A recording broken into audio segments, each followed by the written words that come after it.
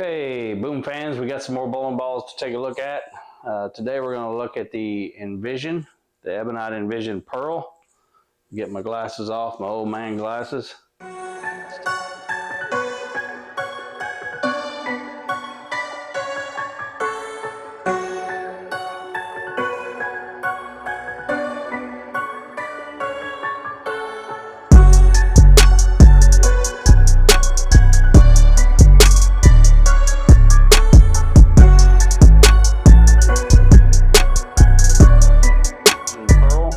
It's an asymmetrical pearl. I kept having in my brain that it was a symmetrical. I don't know why, but it's an asymmetrical pearl. Really beautiful looking bowling ball, kind of like a light sky blue with a white and black in there. Let's take a look and see what it says about it. It's got that new HK22 cover on it, Envision core, so the same core as the solid Envision. So for those of you that like that solid Envision, now we got one with a pearl cover and the HK22. Medium to heavy oil, strong to mid lane and back end. So this thing's gonna have some teeth for a pearl. Specs on this, the core numbers are 2.501 for the RG. I've got a fly flying around in here, it's getting on my nerves. 2.501 for the RG on a 15 pound. Differential's 0.053. Fairly strong, fairly good differential there, strong. And the asymmetrical differential is 0.010, which is a little on the low side, almost average, but a little on the low side, I would actually think. So it's got the dynamic core. It does not have dot technology. So I've got the normal pin there, so I have to make sure I'm keeping that pin away from my finger holes. Anyway, we're gonna drill this up, probably something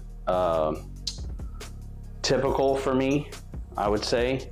Something along the lines of maybe 40 by 4 by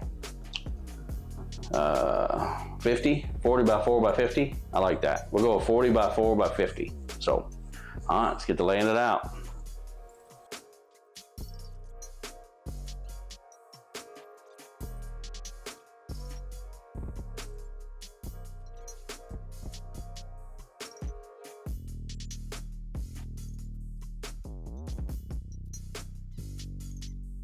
So okay, 40 by 4 by 50. If you can see that, I'll zoom in hopefully. Fingers are gonna go right around this area. Thumb's gonna go, oh, I got that, yeah.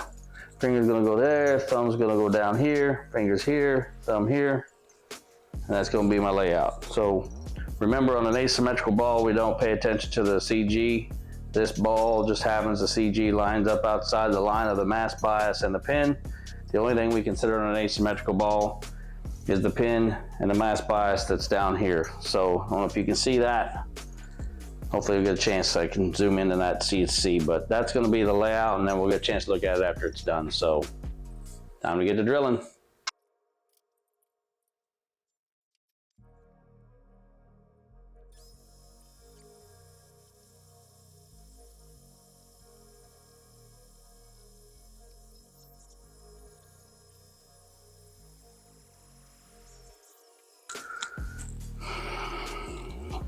All right, here we got the Ebonite Envision. That's the layout, how it ended up looking. Now we're gonna take it out on the lanes and see if it does what I thought it was gonna do. See what it's got. Let's go. Okay, so it took me a little time to get this video out. We did a few different little takes here. I wanted to get some good information on this ball. This ball's, I think, just partially because of the good as it looks, it's got a lot of attention, so there's been a lot of questions about this bowling ball to me, and so I wanted to put out some very thorough information on it. So as I said, I did 40 by 4 by 50. For those of you that don't know or hasn't seen in my other videos, the first number 40, the higher the number all the way up to 90 means the farther the ball will go down the lane. I'm just going to keep this description to kind of basic as you're watching these shots go down the lane. So 40 is kind of middle of the way. So if it would have been like 70, the ball would have probably went a little bit longer before it made its move. And then the middle number 4 is for flare potential. 3 3/8 is the max flare potential. Higher than 3 3/8 means it's going to flare a little bit later down the lane versus early. Lower than 3 3/8 means it's going to flare a little bit early, and then potentially flare out by the time it gets down to the other end, potentially depending on the ball, of course. And then that last number, 50, the lower the number on the third number, the tighter the angle will be. So I put 50 on there, which is once again middle of the road. I know I said in the first part of the video I was going to do something middle of the road for me.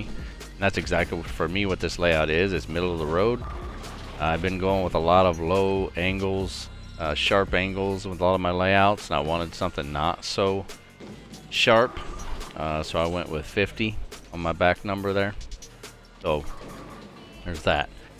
Now that back number may explain some of the things I've seen with this ball, but in this part of the video, the shot you're seeing right now, this is box surface. It comes at 3000 finish, and I had trouble with that finish with getting the ball to go through the pins. I had to throw it really good to get it to go through the pins, and then you know, sometimes it would, sometimes it wouldn't. So I took another day, I polished it, and I went out and you see the pattern there. I got with Corey Umbrello and Sarah Gill. They both drilled up an Envision Pearl, and they kept theirs box surface, and then I polished mine. We ended up bowling this pattern. It is a 42 foot, about 2.5 to 1 ratio pattern, so fairly challenging pattern. And that's Corey there throwing the ball. I think his layout, I'm not 100% sure if his layout, I tried to look at his layout, I don't know his PAP, so I had to try to guess at his layout. He's got a layout that the pin is definitely further away from his PAP than mine. Even though I don't know his PAP, I can still see where his track is, and I can tell you that his pin is farther from his PAP than mine, than my layout. So I know that much. His first and third numbers are probably fairly close to what mine are.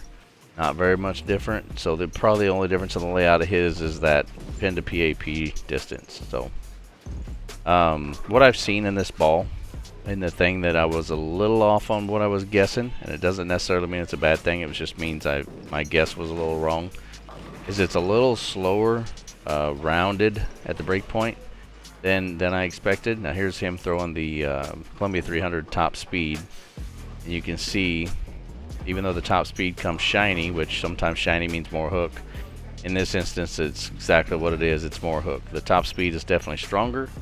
The Envision Pearl is probably about 2 to 3 boards weaker than the top speed. See, he made an adjustment there. Now he was playing a lot.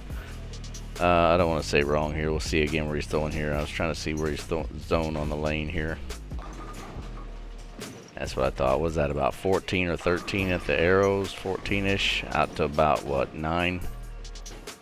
Right there with that ball. And you can see the ball just stays rounded, stays predictable. It doesn't really jerk off the spot for the most part. And then later on when we get to me playing on this pattern, you'll see I kind of ended up taking a different approach on how I would attack this pattern with that ball. So, but we'll get to that in a minute. But yeah, so very good ball. It's going to be good for a lot of people. It's somewhere in the middle for me, maybe just a hair on the strong side, but mostly like right in the middle somewhere as far as strength goes. So this ball would work really good for a lot of people. It is a little bit weaker than, say, the new Katana. The new Katana that came out, the top speed is a little weaker than that. Now here's me trying to play an inside line with that ball, and it's too slow with that last angle being 50, I think, to get off the spot and get through the pins from there. And that's with polish on it. Now when I had surface on it, it was even slower than that coming off of the spot. And on this pattern, it definitely showed.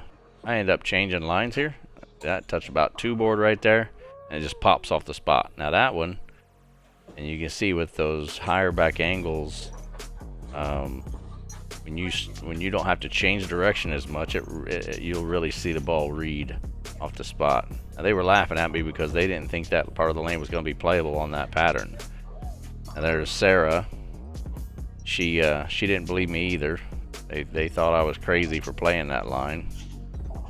But go to it again right here. Just comes right off that. When it exits the pattern, it really pops because it doesn't have to change direction a whole lot. Here's the brutal collision. Kept that in a little tighter. Got up the back of it a little bit, and that worked really good from out there. And eventually I convinced Sarah to try that line. She's getting away with it. She's getting it close. It's difficult for the right side, at least it was for me. Like you'd either leave a 4-pin or a 10-pin. Your pocket got really small trying to play that angle with that ball and that pattern. See, another 4-pin. I think she throws a pretty good shot here and gets away and actually strikes. Okay, I think there's another one better than that. Yeah. See, she made an adjustment off the 4, and then it does that. That's why I ended up moving and trying something else, which you'll see her do as well. Yep. And if she moves right, she's going to catch a 4-pin. That's why I didn't like playing with that ball. And she's still got the box surface on it. It looks a little shiny, but that's just lane shine. I polished mine. And that went through the pins really good, but she had to throw it just dead perfect to get it there. Now watch this.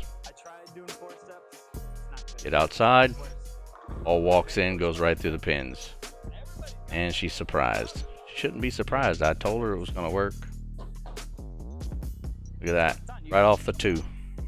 And then it jumped. It even went Brooklyn, I think. Like it really reacted off that outside. For that ball, I actually had a decent look inside with the brutal collision as well. See, now she's happy because she realized there is a spot you can play with that ball out there. With these sport patterns, they're very particular on where you're going to play on the lane with what ball you're using. You know, house patterns, you can kind of stand wherever and kind of do whatever. But anyway, I hope you enjoyed. Subscribe, like, and share, and thank you for watching my videos. All right, see you on the next one.